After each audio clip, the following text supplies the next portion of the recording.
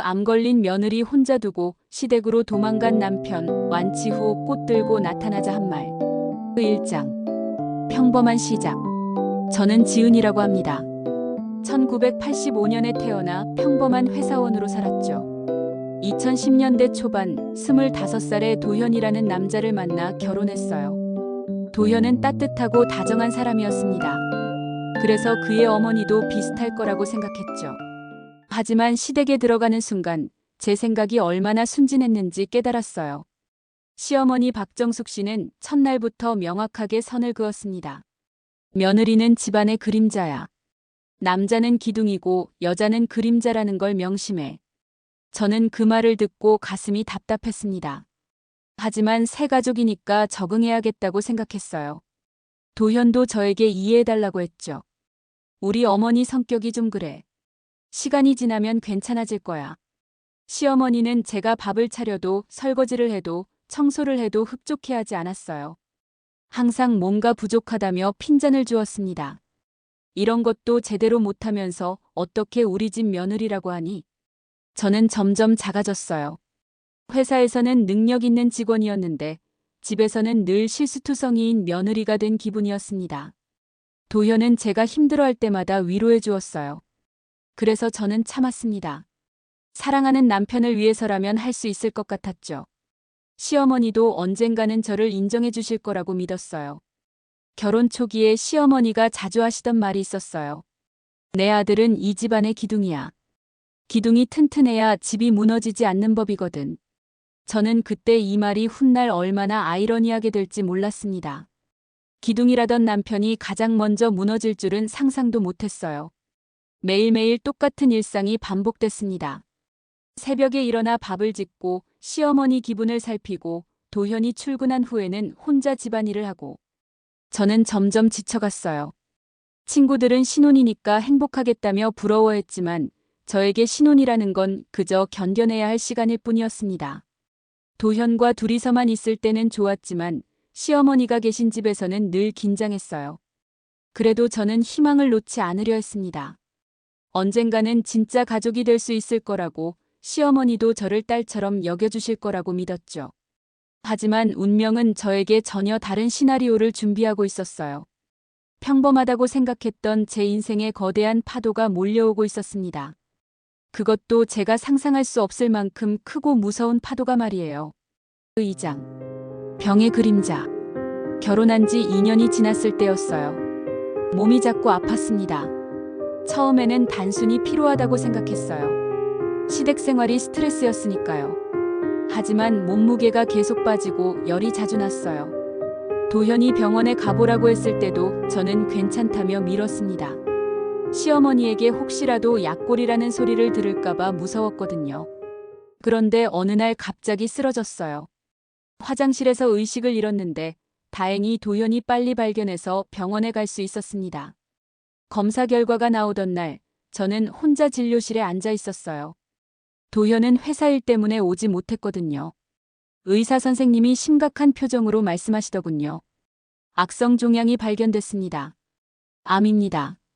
그 순간 머릿속이 하얘졌어요. 암이라는 단어가 현실감 있게 다가오지 않았습니다. 다른 사람 얘기 같았어요. 치료는 가능하지만 항암 치료를 받아야 합니다. 가족분과 상의해보세요.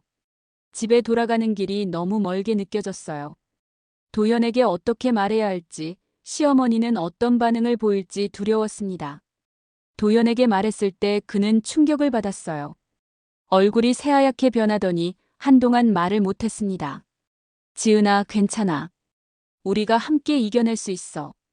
도현은 제 손을 꽉 잡으며 말했어요. 그 순간 저는 정말 감사했습니다. 남편이 제 편에 서주는 것 같았거든요. 하지만 시어머니에게 말씀드렸을 때 반응은 완전히 달랐어요. 뭐라고? 암이라고? 시어머니는 마치 제가 집안에 재앙을 불러온 것처럼 말씀하셨습니다. 항암 치료를 받는다고? 그럼 머리카락도 다 빠지고 토하고 난리가 나겠네. 그런 상태로 우리 집에서 어떻게 살아? 저는 아무 말도 할 수 없었어요. 병이 제 잘못인 것처럼 말씀하시니까요. 도현아, 내가 항암하는 여편 내 옆에 계속 있으면 내 건강도 망가져. 당장 본가로 들어와. 도현은 처음에는 반대했어요. 어머니, 지은이가 아픈데 제가 곁에 있어야죠. 안 돼. 내가 옮을 수도 있고 기운도 빠져.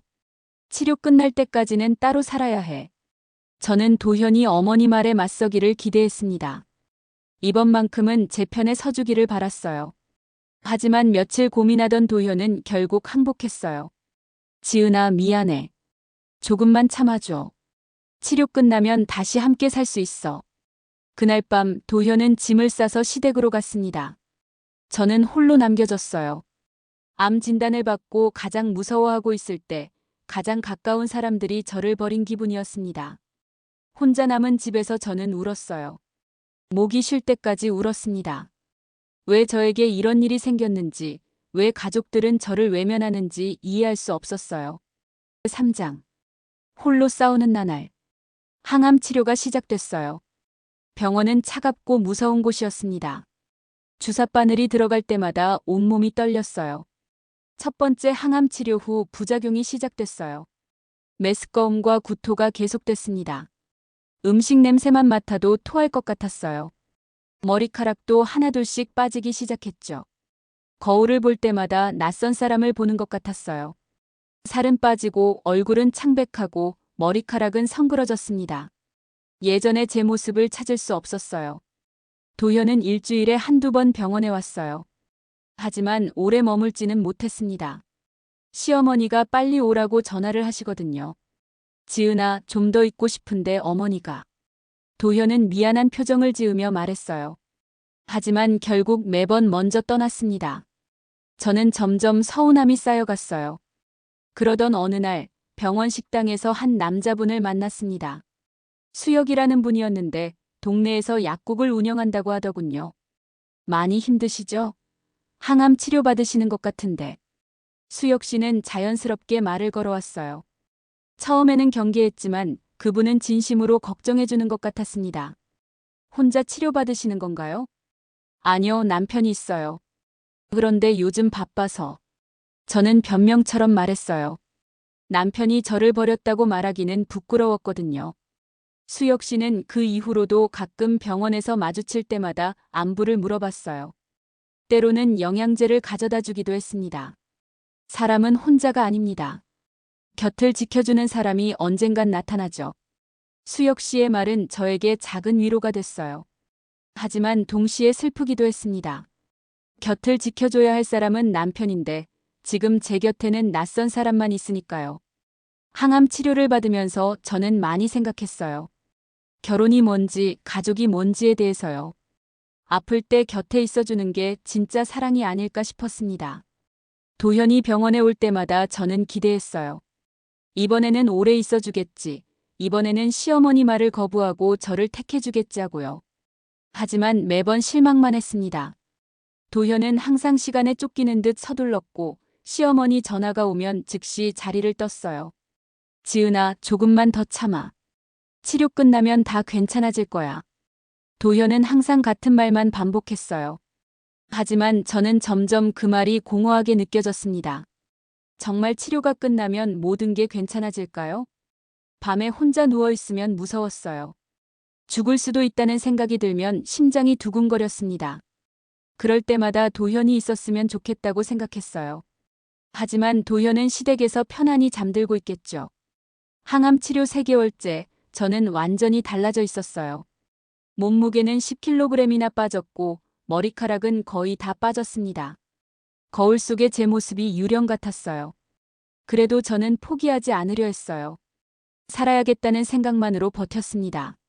수혁 씨가 가끔 해주던 말도 힘이 됐고요. 하지만 가장 힘든 건 외로움이었어요. 병과 싸우는 것보다 혼자라는 사실이 더 고통스러웠습니다. 4장. 시댁의 가혹함. 항암 치료를 받는 동안 시어머니의 태도는 더욱 냉정해졌어요. 가끔 도현과 함께 병원에 오실 때면 마치 전염병 환자를 보는 것처럼 저를 멀리했습니다. 머리카락이 다 빠져서 흉측하게 생겼네. 우리 도현이 이런 걸 봐야 하나? 시어머니는 제 앞에서 거리낌 없이 말씀하셨어요. 저는 모자를 더 깊이 눌러 썼습니다. 부끄러웠거든요. 더 충격적인 건 친척 모임에서 들은 얘기였어요. 도현의 사촌 누나가 병문안을 왔는데 우연히 들었습니다. 정수기가 그러는데 며느리가 집안에 재앙을 불렀다고 하더라. 아니, 그게 무슨 소리야? 암에 걸린 여자가 집에 있으면 기운이 나빠진다나 뭐라나. 그래서 도현이를 본가로 불렀다고 해. 저는 충격이었어요. 시어머니가 친척들에게 저를 그렇게 말하고 다니신다니. 저는 그냥 아픈 사람일 뿐인데 마치 집안을 망치는 존재로 취급당하고 있었어요. 도현에게 이 얘기를 했을 때 그는 당황했습니다. 어머니가 설마 그런 말을 하셨을까? 오해일 거야. 오해가 아니야. 나는 분명히 들었어. 지은아, 어머니도 걱정이 많으셔. 이해해줘. 도현은 또 시어머니를 변호했어요.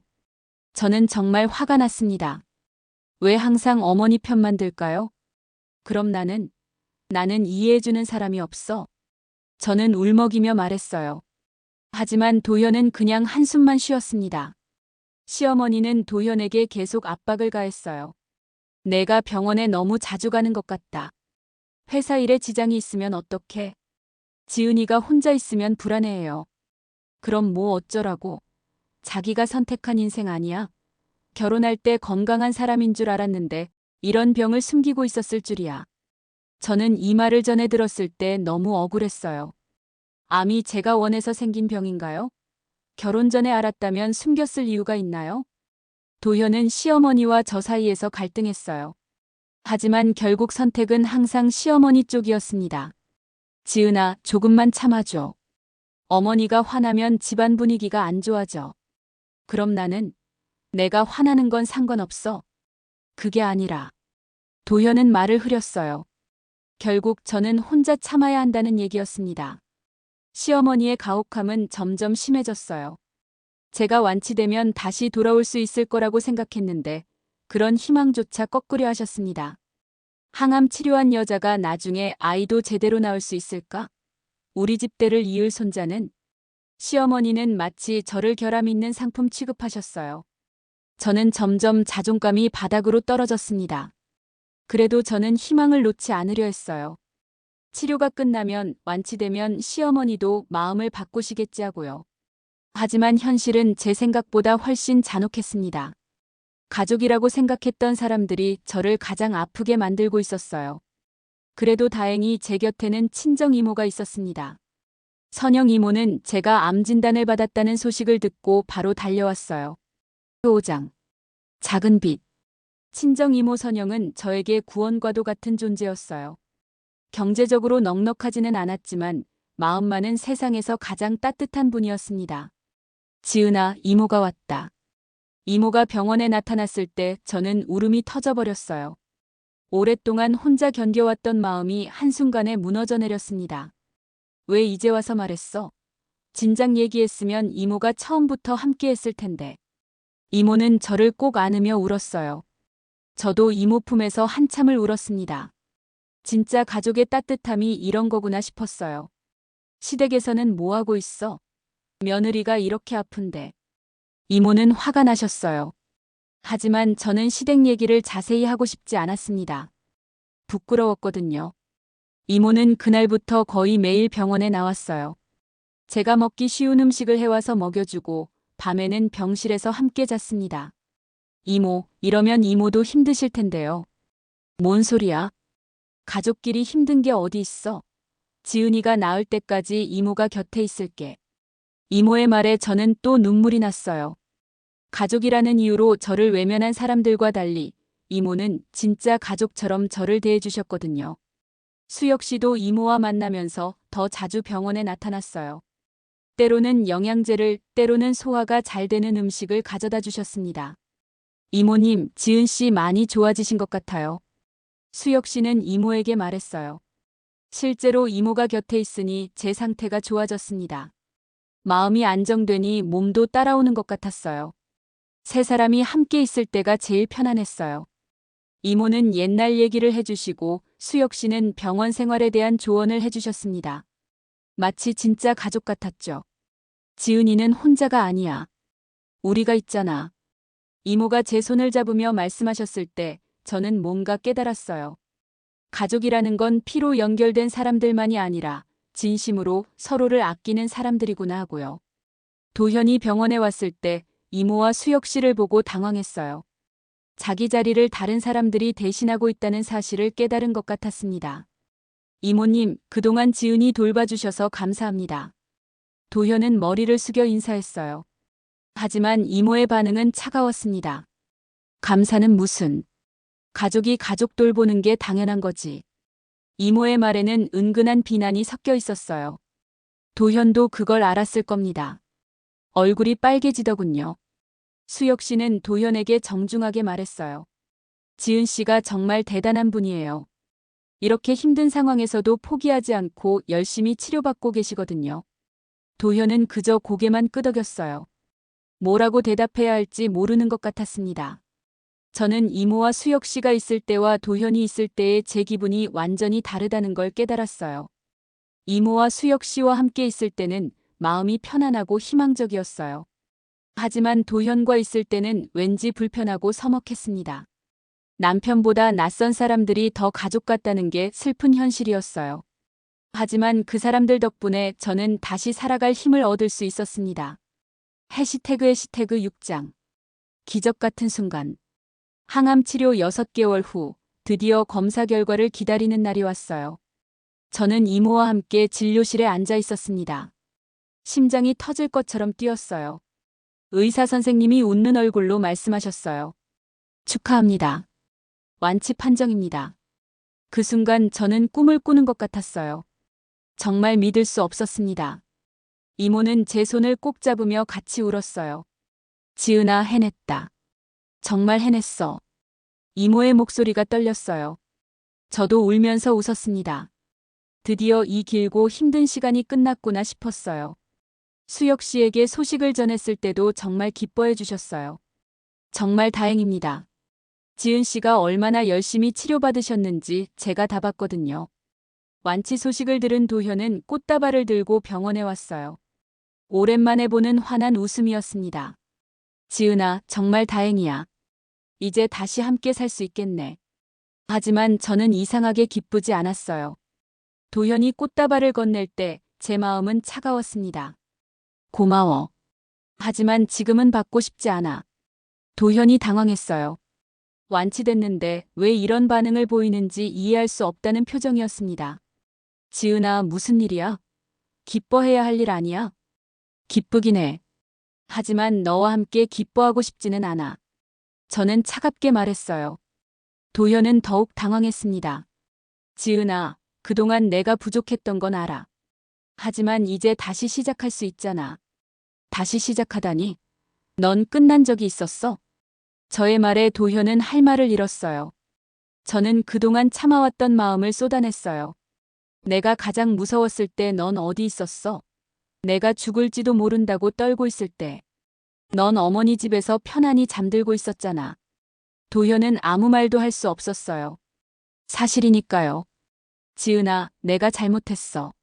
하지만 이제라도 뭐? 완치됐으니까 이제 와서 다정한 남편 역할 하겠다고?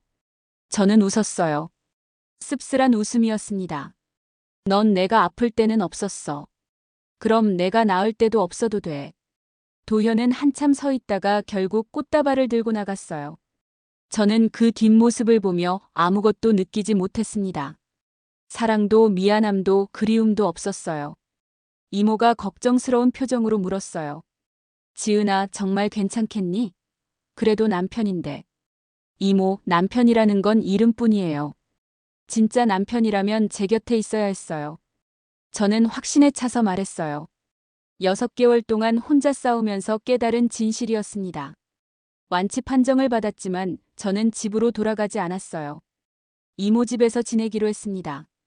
도현이 몇 번 찾아왔지만 만나주지 않았어요. 시어머니도 한 번 왔어요. 완치됐다는 소식을 듣고 온 것 같았습니다. 지은아, 이제 집으로 들어와야지.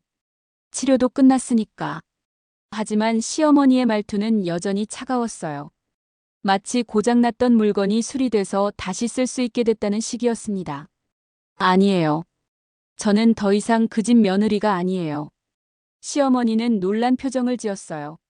며느리가 감히 이런 말을 할 줄 몰랐던 것 같습니다. 뭔 소리야? 결혼했는데 어떻게 며느리가 아니야? 결혼은 서로 지켜주는 거예요. 저를 지켜주지 않은 사람들과는 가족이 될 수 없어요. 시어머니는 화를 내며 갔어요. 하지만 저는 전혀 후회하지 않았습니다. 오히려 속이 시원했어요. 완치됐다는 기쁨보다는 이제 정말 자유로워졌다는 해방감이 더 컸습니다. 더 이상 시어머니 눈치를 보며 살지 않아도 돼요. 저를 사랑하지 않는 남편과 억지로 웃으며 지내지 않아도 됩니다. 수혁 씨는 제 결정을 응원해 주셨어요. 용기 있는 선택이에요. 자신을 소중히 여기지 않는 사람들과 함께 있을 이유는 없죠. 이모도 제 편에 서주셨어요. 지은이가 오라. 가족이라는 게 그렇게 차갑게 구는 건 아니거든. 저는 새로운 삶을 시작했어요. 완치됐으니 다시 일을 시작할 수도 있었고, 제가 원하는 방식으로 살 수 있었습니다. 하지만 도현은 포기하지 않았어요. 해시태그 7장. 파탄의 문턱. 완치 후 몇 달이 지났어요. 저는 이모 집에서 새로운 삶을 시작했습니다. 작은 회사에 취직해서 다시 일하기 시작했어요. 몸도 많이 회복됐고 머리카락도 다시 자라기 시작했습니다. 하지만 도현은 계속 저를 찾아왔어요. 일주일에 한 번씩은 꼭 나타났습니다. 지은아, 언제까지 이렇게 살 거야? 우리 다시 시작해보자. 도현은 매번 같은 말을 했어요. 하지만 저는 마음이 움직이지 않았습니다. 도현 씨, 우리는 끝났어요. 제발 그만 찾아와요. 지은아, 나도 잘못한 게 있어. 하지만 부부가 이렇게 헤어질 수는 없잖아. 도현은 포기하지 않았어요. 심지어 회사 앞에서 기다리기도 했습니다. 직장 동료들이 걱정할 정도였어요. 시어머니도 가만히 있지 않으셨어요. 어느 날 갑자기 이모 집에 나타나셨습니다. 지은아, 이제 그만해라. 세상 사람들이 뭐라고 하겠어? 시어머니는 여전히 체면을 중시하셨어요. 며느리가 집을 나간 것이 창피하다는 뜻이었습니다. 사람들이 뭐라고 하든 상관없어요. 저는 제 인생을 살 거예요. 너 같은 여자가 우리 아들한테 무슨 자격이 있다고 이런 식으로 구는 거야? 시어머니의 말은 여전히 독했어요. 저를 한 사람으로 존중한 적이 없었습니다. 자격이요? 시어머니야말로 며느리를 사람 취급 안 하면서 무슨 자격으로 가족이라고 하세요? 저는 더 이상 참지 않았어요. 시어머니는 제가 대든다는 사실에 충격을 받으신 것 같았습니다. 이 못된 년이 시어머니한테 어떻게 그런 말을. 시어머니든 뭐든 저를 아픈 사람 취급하고 집에서 내쫓은 분한테 할 말은 없어요. 시어머니는 화를 내며 나가셨어요. 하지만 며칠 후에 또 나타났습니다. 이번에는 도현과 함께였어요. 지은아, 어머니가 사과하고 싶어 하셔. 도현이 말했어요. 하지만 시어머니 표정은 전혀 사과할 것 같지 않았습니다. 미안하다고 해. 그동안 많이 서운했지? 시어머니의 사과는 진심이 느껴지지 않았어요. 그냥 아들 때문에 어쩔 수 없이 하는 것 같았습니다. 그래도 넌 우리 집 며느리야. 그런 걸로 집을 나갈 일은 아니었어. 시어머니는 여전히 저를 탓하고 계셨어요. 암에 걸린 것도 집을 나간 것도 다 제 잘못이라는 식이었습니다. 죄송하지만 받아들일 수 없어요. 진심이 느껴지지 않거든요. 뭐, 진심이 안 느껴져? 내가 고개 숙여 사과까지 했는데? 시어머니는 다시 화를 내셨어요. 역시나 변한 게 없었습니다. 도현은 답답한 표정을 지었어요. 어머니와 아내 사이에서 갈등하고 있었죠. 하지만 결국 선택은 예전과 같았어요. 지은아, 어머니도 노력하고 계시잖아. 조금만 이해해줘. 또 어머니 편을 드는 거였어요. 저는 실망했습니다. 역시 도현은 변하지 않았어요. 도현 씨 선택하세요.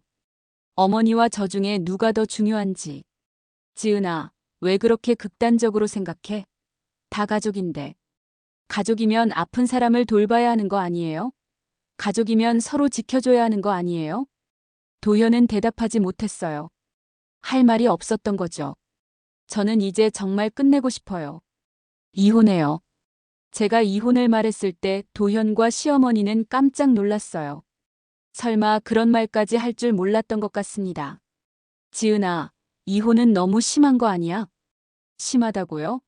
저를 버린 게 더 심한 일이었어요. 저는 단호했어요. 더 이상 이 관계를 이어갈 이유가 없었습니다. 시어머니는 끝까지 저를 탓했어요. 그럼에도 불구하고 넌 우리 집안에 흉을 낸 여자야. 이혼해도 평생 그 낙인은 지고 살아야 할 거다. 시어머니의 말은 정말 잔혹했어요. 하지만 저는 더 이상 상처받지 않았습니다. 이미 마음의 문을 닫아버렸거든요. 해시태그 8장. 그림자의 결말. 이혼 절차가 시작됐어요. 법원에 서류를 제출하고 변호사와 상담을 받았습니다. 생각보다 복잡하고 힘든 과정이었어요. 도현은 끝까지 이혼을 원하지 않았어요. 법원에서도 합의 이혼이 아닌 조정을 신청했습니다. 지은 씨, 정말 돌이킬 수 없는 건가요? 조정위원이 물었어요. 저는 단호하게 대답했습니다. 네, 더 이상 함께 살 수 없어요. 그래도 부부인데 다시 한번 생각해 보시는 게. 부부라는 건 서로를 지켜주는 사이예요. 저를 지켜주지 않은 사람과는 부부가 될 수 없어요. 조정도 실패했어요. 결국 재판을 통해 이혼을 해야 했습니다. 재판 과정에서 도현 측에서는 제가 일방적으로 집을 나갔다고 주장했어요. 시어머니도 증인으로 나와서 거짓말을 했습니다. 며느리가 치료받을 동안 우리가 얼마나 뒷바라지를 했는데 배은망덕하게도 나중에 집을 나가버렸어요. 시어머니의 말을 들으며 저는 황당했어요. 뻔뻔함에 혀를 찼습니다. 다행히 이모와 수혁 씨가 증인으로 나와주셨어요. 제가 혼자 치료받은 사실을 증언해 주셨죠. 지은이는 6개월 동안 거의 혼자 항암 치료를 받았어요. 남편은 일주일에 한 번 잠깐 오는 게 전부였죠. 이모의 증언에 재판부도 놀란 것 같았어요. 암 환자를 혼자 두고 간 남편이라니 상식적으로 이해하기 어려웠을 거예요. 수혁 씨도 담담하게 말씀하셨어요. 지은 씨는 정말 힘든 시간을 견뎌냈어요. 가족의 지지 없이도 포기하지 않고 치료받는 모습이 대단했습니다. 재판 결과는 제가 승소했어요. 이혼이 인정됐습니다. 그 순간 저는 복잡한 감정이 들었어요. 기쁘기도 하고 슬프기도 하고 허무하기도 했습니다. 법원을 나오는 길에 도현이 저를 불렀어요. 지은아, 잠깐. 저는 돌아봤어요. 도현의 얼굴은 초라해 보였습니다. 그래도 우린 함께 살아낸 시간들이 있었잖아. 그것만은 인정해줘. 도현의 말에 저는 쓴웃음을 지었어요. 함께 살아냈다고요? 도현 씨, 그건 착각이에요. 난 늘 혼자였어요. 지은아. 가장 힘들었을 때 곁에 있어준 사람이 진짜 가족이에요. 도현 씨는 그런 사람이 아니었어요. 저는 등을 돌렸어요. 도현이 뭔가 더 말하려 했지만 듣고 싶지 않았습니다. 이모가 제 어깨에 손을 올렸어요. 지은아, 이제 진짜 자유야. 새로 시작할 수 있어. 하지만 저는 자유보다는 허무함이 더 컸어요. 결혼이라는 게, 사랑이라는 게 이렇게 무너질 수 있다니 씁쓸했습니다. 수혁 씨도 위로해 주셨어요. 지은 씨는 충분히 잘하셨어요. 앞으로는 더 좋은 일만 있을 거예요. 하지만 저는 더 이상 누군가를 믿기 어려웠어요. 가장 가까운 사람도 저를 버렸는데 다른 사람을 어떻게 믿겠어요? 법원 계단을 내려가며 저는 생각했어요. 시어머니가 늘 하시던 말이 떠올랐습니다. 남자는 기둥이고 여자는 그림자라던 그 말이요. 그런데 정작 기둥이라던 남편은 가장 먼저 무너졌어요. 어머니 앞에서 나약했고 아내 앞에서 비겁했습니다. 그림자라던 저는 홀로 서서 끝까지 버텼고요. 결국 기둥은 무너졌고 그림자는 홀로 남았어요. 그리고 이제 그 그림자도 사라져가고 있었습니다. 저는 법원을 떠나며 뒤돌아보지 않았어요. 다시는 그 사람들과 엮이고 싶지 않았습니다. 저에게는 이모와 수혁 씨 같은 진짜 가족이 있으니까요. 하지만 마음 한구석은 여전히 아팠어요. 사랑했던 사람에게 배신당한 상처는 쉽게 아물지 않을 것 같았습니다. 암보다 더 아픈 상처였어요. 그래도 저는 살아가야 했어요. 혼자서라도 당당하게 살아가야 했습니다. 그림자였던 제가 이제는 그 누구의 그림자도 되지 않고 살아갈 거예요. 법원 앞 계단에서 저는 마지막으로 생각했어요. 남자는 기둥, 여자는 그림자라던 그 말. 하지만 결국 기둥은 무너졌고 그림자는 홀로 서서 사라져갔다고. 이것이 제 이야기의 끝이었어요.